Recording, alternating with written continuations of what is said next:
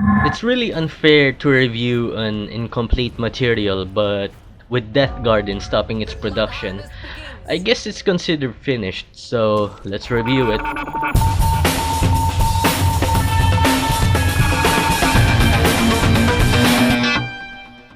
Deathgarden Bloodharvest is the sister game of Dead by Daylight from the developers Behavior Interactive, and it is a gritty, asymmetrical survival game that is set in a dystopian future where the elite built the Enclave and secluded themselves from the slums. Scavengers who want a better life in the Enclave must participate in the Death Garden, while a powerful hunter opposes and hunts them down. I said before in a previous gameplay of mine that Deathgarden is in some ways better than Dead by Daylight in my honest opinion, and it is because they've seen the pros Dead by Daylight has that they must achieve and the cons that they must avoid. Are the scavengers too sneaky? Boom, here's a drone that you can put up. Are the scavengers running you around and confusing you? Well, you can stun them. And does your friend need help? Well, you can aim your vambrace at them to help them out. And the game has a lot to offer. With an asymmetrical game like this, it's important that the killer should always have the upper hand in everything, since he versus against 4 scavengers, and that's where the developers nailed it, as all killers have their own unique power that the scavengers have no chance of combating on their own. Let's talk about the scavenger side for a bit because I feel like it's starting to sound way too hunter-sided. It is true that you can't combat the killer, but you have all the means necessary to survive in your arsenal. You can never bully the killer, but with your scavenger's height, you can evade his attacks and cling on walls, and this does not require a perk slot. Each scavenger have their own unique vambrace, ranging from invisibility to cloning to automatic healing. Combine your perks and vambrace to a very organized team, you are sure to be intimidating to deal with. Some characters share their respective powers or vambrace, but all scavengers and hunters are unique and they are not just skins. What really interests me in the game is how much substance a game has, and I love how each characters are not two-dimensional and they have their own backstories. It's those little details that beefs up a game overall, and curiosity for more insight about the game's extras are essential in making a game very interesting. Talking about the technical side, I really commend their effort for making each character well designed and distinct from one another. Same goes for the composition of the music, which is just cinematic and it really helps immerse you and pump you up even more.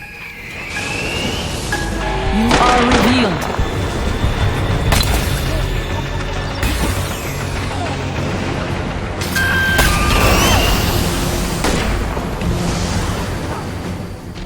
Talking about the downsides of the game, it honestly kinda looks like a mobile game, but graphics are the least concern nowadays, and I also feel like they could polish or add some animations even more. It's as if effects also phase through everything, as if they are not solid objects, especially the blood gushes. In terms of animation, they all did fine, but I feel like it would have been a lot better if there were more special animations for specific actions, such as the hunter traversing the map or aiming down sights in scavenger's perspective. I also wish they could have add facial animations for every movement or interactions. Scavenger down.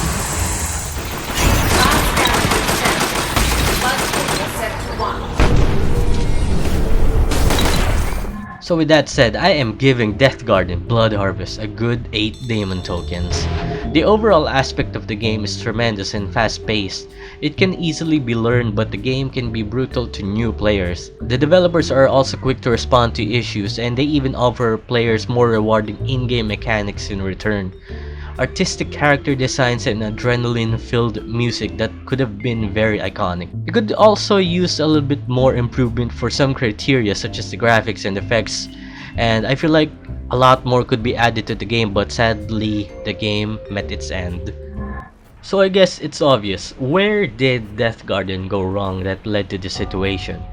Evidently, the player base ain't enough to keep such great game rolling, but what is the root of it?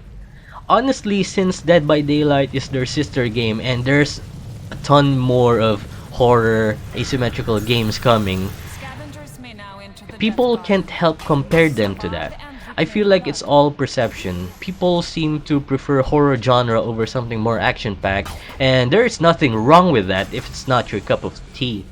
I just wish Deathgarden had more time to showcase their talents and what more they could give.